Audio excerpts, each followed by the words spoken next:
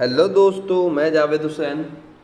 मैं आज आपके लिए क्लास लेके आया हूँ क्लास 12 की, जिसमें आपको मैं इकोनॉमिक्स सब्जेक्ट पढ़ाने वाला हूँ, यानी अर्थशास्त्र। बेसिकली ये क्लास जो है माध्यमिक शिक्षा मंडल रायपुर यानी सीजी बोर्ड वाले स्टूडेंट लोग के लिए। सीजी बोर्ड स्टूडेंट में भी किसके लिए? हिंदी मीडियम वाले विद्यार्थियों के लिए। मैं आपके लिए सिस्टमेटिक तरीके से क्लास बना के लेके आने वाला हूँ, जिसमें मैं क्लास 12 के इकोनॉमिक्स, बीएसटी और अकाउंट्स की क्लासेस कवर करने वाला हूँ। ठीक है।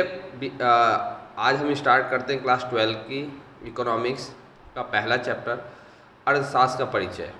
आज हम पढ़ेंगे अर्थशास्त्र क्या होता है, अर्थशास्त्र के प्रकार, और उसमें समष्टि अर्थशास्त्र, माइक्रो इकोनॉमिक्स के बारे में, मैक्रो इकोनॉमिक्स के बारे में पढ़ेंगे। चलिए स्टार्ट करते हैं। अर्थशास्त्र क्या है? अर्थशास्त्र एक विज्ञान है जो वस्तु एवं सेवाओं के उत्पादन, वितरण और उपभोग का विश्लेषण करता है। अर्थशास्त्र क्या? देखो, अर्थशास्त्र एक विज्ञान है जो वस्तु एवं सेवा के उत्पादन, कैसे उत्पादन होगा, कैसे वितरण होगा, किस तरह से उसका यूटिलाइज किया जाएगा, उपभोग किया जाएगा, का विश्लेषण करता है। आगे पढ़ते हैं। अर्थशास्त्र की परिभाषा। प्रोफेसर रॉबिन्स के अनुसार अर्थशास्त्र वह विज्ञान है जो असीमित लक्ष्यों तथा सीमित साधनों, इनके वैकल्पिक उपयोग हो सकते हैं, से संबंधित मानव व्यवहार का अध्ययन करता है। मतलब क्या है? अर्थशास्त्र वह विज्ञान है जो असीमित लक्ष्य, जो हमारे जो लक्ष्य होते हैं वो असीमित होते हैं, लेकिन उन लक्ष्यों को प्राप्त करने के जो साधन हमारे पास है, पूंजी, श्रम, ये सब क्या है? सीमित है ना। का कैसे वैकल्पिक उपयोग, मतलब अच्छे से अच्छा उपयोग किया जाए, संबंधित व्यवहार से संबंधित मानव व्यवहार का अध्ययन करना ही क्या कहलाता है? अर्थशास्त्र कहलाता है। आगे पढ़ते हैं अर्थशास्त्र के प्रकार। अर्थशास्त्र के प्रकार जो है यहाँ अध्ययन के आधार पर रखा गया। अध्ययन के आधार पर दो प्रकार के होते हैं, यानी पढ़ाई के हिसाब से अध्ययन के आधार पर। पहला समष्टि अर्थशास्त्र, दूसरा व्यष्टि। आज हम पूरा जो इस क्लास में समष्टि अर्थशास्त्र के बारे में पढ़ने वाले। पढ़ते स्टार्ट करते। समष्टि अर्थशास्त्र होता क्या है? समष्टि अर्थशास्त्र, समष्टि अर्थशास्त्र या व्यापक अर्थशास्त्र, अर्थशास्त्र की वह शाखा है जो किसी एक इकाई का नहीं अपितु सभी इकाइयों का समग्र के आर्थिक व्यवहार का अध्ययन करता है। समष्टि का मतलब होता है समस्त, समस्त का मतलब होता है सबके लिए। समष्टि अर्थशास्त्र के अंतर्गत क्या किया जाता है? समस्त इकाइयों, मतलब समस्त अर्थव्यवस्था का अध्ययन किया जाता है। दूसरे शब्दों में समष्टि अर्थशास्त्र में सामूहिक दशाओं को अध्ययन किया जाता है, इसलिए इसे सामूहिक अर्थशास्त्र भी कहा जाता है। सामूहिक मतलब समस्त लोगों के बारे में, समस्त लोगों की आय के बारे में, समस्त उत्पादन के बारे में अध्ययन किया जाता है। ठीक है, आगे बढ़ते हैं। अर्थव्यवस्था के कुल उत्पादन, कुल उपभोग, कुल बचत व कुल विनियोग का अध्ययन किया जाता है। इस प्रकार समष्टि या वृद्ध, समष्टि का मतलब होता है समस्त, वृद्ध मतलब बड़ा। अर्थशास्त्र का संबंध एक व्यक्ति, एक परिवार, एक फर्म, एक उद्योग से नहीं होता है। याद रखिए कि समष्टि का अर्थ एक व्यक्ति, एक परिवार, एक फर्म, एक उद्योग से नहीं होता है, अपितु अर्थव्यवस्था की समुचित संरचना से होता है, मतलब सबके लिए होता है। प्रोफेसर सुजल के अनुसार समष्टि अर्थशास्त्र का मुख्य यंत्र राष्ट्रीय आय का अध्ययन करना है। मतलब राष्ट्रीय आय के अंतर्गत क्या आएगा? देश के समस्त लोगों की आय आती है। ठीक है। समष्टि अर्थशास्त्र की विशेषताएं। समष्टि अर्थशास्त्र की विशेषताएं निम्नलिखित है। पहला, व्यापक दृष्टिकोण। समष्टि अर्थशास्त्र में राष्ट्रीय एवं विश्व स्तरीय आर्थिक समस्याओं का हल ढूंढा जाता है, सूक्ष्म चरों को महत्व नहीं दिया जाता। इसमें राष्ट्रीय स्तर पर जो समस्याएं उसको ढूंढा जाता है, मतलब छोटी छोटी समस्याएं क्या है, राज्य में क्या समस्याएं, एक शहर विशेष में क्या समस्याएं, उसको ध्यान नहीं दिया जाता। राष्ट्रीय स्तर पर समस्याओं का हल करने का प्रयास किया जाता है। गतिशील अर्थव्यवस्था को महत्व। समष्टि अर्थशास्त्र गतिशील अर्थव्यवस्था को अधिक महत्व प्रदान करता है। सामूहिक हितों पर बल। समष्टि अर्थशास्त्र समस्त के हितों के लिए कार्य करता है, किसी एक व्यक्ति, एक फर्म या एक चीज़ों के महत्व पर कार्य नहीं करता है। सामूहिक हितों पर बल।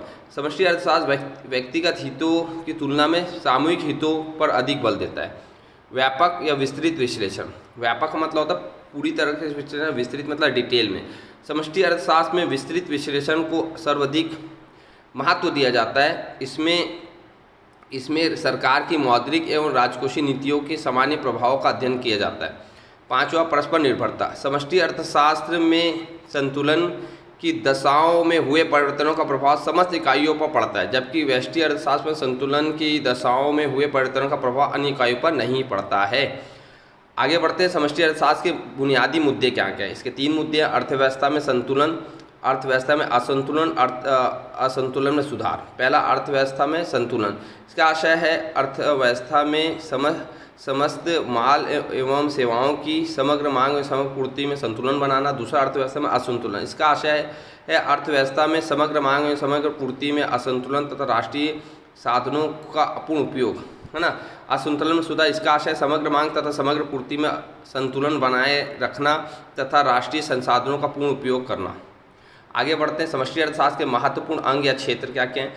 तो पहला पॉइंट पढ़ते हैं, आय और रोजगार का सिद्धांत। आय तथा रोजगार के सिद्धांत में इस बात का विश्लेषण किया जाता है कि अर्थव्यवस्था में समग्र पूर्ति तथा समग्र मांग में संतुलन इस प्रकार स्थापित किया जा सकता है तथा अर्थव्यवस्था में समग्र मांग के बराबर समग्र पूर्ति की स्थिति कैसे निर्धारित की जा सकती है। अगला पढ़ते हैं, सामान्य कीमत स्तर तथा स्फीति का विश्लेषण। मुद्रास्फीति के कारण उत्पन्न स्फीति कीमत वृद्धि वर्तमान विश्व की सबसे कष्टदायक आर्थिक बीमारी है। प्रोफेसर किन्स के आर्थिक विश्लेषण के बाद स्फीति कीमत वृद्धि का अध्ययन समष्टि अर्थशास्त्र का महत्वपूर्ण अंग बन गया। अगला पॉइंट थर्ड, आर्थिक विकास के सिद्धांत। आर्थिक विकास का अर्थशास्त्र समष्टि अर्थशास्त्र की एक महत्वपूर्ण शाखा है। द्वितीय महाविश्व युद्ध के पश्चात विश्व के अनेक देशों को गुलामी से स्वतंत्रता प्राप्त हुई।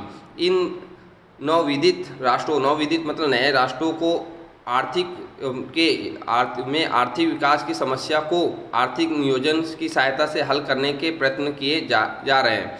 इससे स्पष्ट हो जाता है कि आर्थिक विकास का विषय समष्टि अर्थशास्त्र का अभिन्न अंग है। वितरण का समष्टि सिद्धांत। वितरण की अनेक समस्याओं जैसे कुल राष्ट्रीय आय के उत्पादन के विभिन्न साधनों का पारिश्रमिक कितना है तथा उनके कुल आय तथा वितरण किस प्रकार किया जाए, यह समष्टि अर्थशास्त्र के सिद्धांतों का मुख्य विषय है। पांचवा, राजस्व का सिद्धांत। राजस्व के अनेक सिद्धांत जैसे अंतर्राष्ट्रीय व्यापार के सिद्धांत एवं आर्थिक नियोजन के सिद्धांत भी समष्टि अर्थशास्त्र के विषय हैं। समष्टि अर्थशास्त्र का महत्व, ये बहुत इंपॉर्टेंट क्वेश्चन है, पहले चैप्टर से आता ही आता है, ध्यान दीजिएगा। पहला पॉइंट, जटिल समस्याओं का अध्ययन। आधुनिक अर्थव्यवस्था अत्यंत जटिल है क्योंकि अनेक आर्थिक तत्व एक दूसरे पर आश्रित रहते हैं। अतः समष्टि अर्थशास्त्र के विश्लेषण की सहायता से पूर्ण रोजगार, व्यापार चक्र आदि जटिल समस्याओं का अध्ययन हो सकता है। दूसरा, आर्थिक नीतियों के निर्माण में सहायक का प्रमुख कार्य कुल रोजगार, कुल आय, सामान्य कीमत स्तर, व्यापार के सामान्य स्तर आदि पर नियंत्रण करना होता है। अतः समष्टि अर्थशास्त्र सरकार को आर्थिक नीतियों के निर्माण में सहायता पहुंचाता है।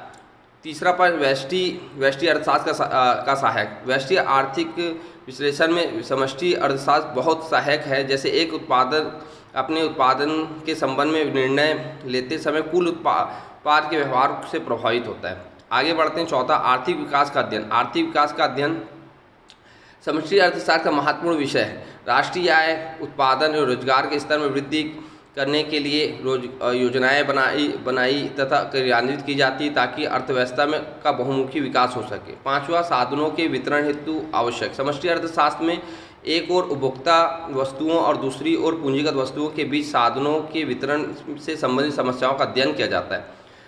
समष्टि अर्थशास्त्र की सीमाएं। समष्टि अर्थशास्त्र की निम्नलिखित सीमाएं। पहला, समूह की संरचना को महत्व न देना। सामान्यतः समष्टि अर्थशास्त्र के अंतर्गत समूह के आकार प्रकार का ही अध्ययन किया जाता है, ना कि समूह की संरचना का। निष्कर्षों का व्यवहारिक न होना। समष्टि अर्थशास्त्र में संपूर्ण मात्राओं का अध्ययन किया जाता है किंतु समूह के आर्थिक विश्लेषण के आधार पर निर्णय नीतियाँ कभी कभी गलत परिणाम दे देती है। तीसरा, समूह की इकाइयाँ व्यक्तिगत इकाइयों का सही प्रतिनिधित्व नहीं कर सकती है। समष्टि अर्थशास्त्र की समूह की इकाइयाँ व्यक्तिगत इकाइयों का सही प्रतिनिधित्व नहीं कर सकती है। ठीक है, देखिए ये सब पॉइंट है। अगर इसमें कुछ प्रॉब्लम होगा तो आप हमसे जुड़े रहेंगे, तो आगे नई वीडियो आएंगे, और कुछ डाउट्स होगा, कुछ क्वेरीज होगी तो आप हमें कमेंट बॉक्स में कमेंट्स करेंगे। शुक्रिया, thank you for watching and share my video.